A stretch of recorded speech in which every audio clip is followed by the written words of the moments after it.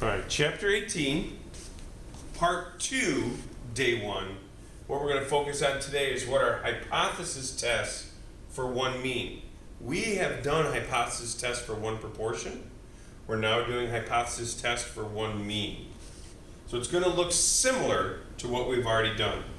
So the null hypothesis is that mu, it's like a big U with tails, mu is equal to some claimed mean value from the problem. Just like before they claimed a certain percentage and we put that number here, they're going to claim some average now about a data set, or about a population actually, and we'll put that number there.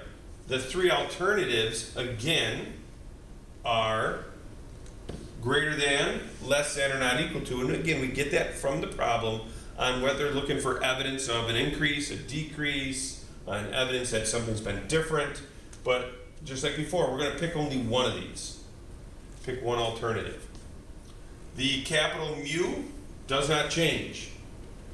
The symbol for the null is always equal. The symbol for these is one of these three. And whatever number you put here, you're going to put that same number in your alternative. Basically, we head to the calculator, and we use the calculator to help us fill in our formula. But this time it's stat test 2. So on our calculator, we go to stat, arrow over to test, and then choose option number 2, which is the t-test. And just like before, we're going to tell whether we have the actual data values or we have the stats of the information. You put in your null hypothesis, what list is your data in, choose your alternative, and calculate. Just like we did before, okay? The difference here is that we will get a t value now instead of a z value, and that's okay. T is just like z. The calculator is going to tell us the mean if it wasn't already given to us. This is our null hypothesis that we wrote up in the problem, whatever number that was. The standard deviation comes from the calculator, just like before. And the sample size, either they tell us what the sample size is, or again, I can read it off the calculator.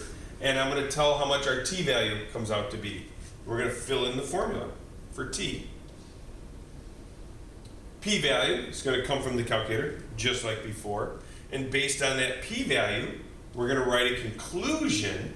And again, our conclusion is still, if the p-value is less than 0.05, then we say the 3 bullets.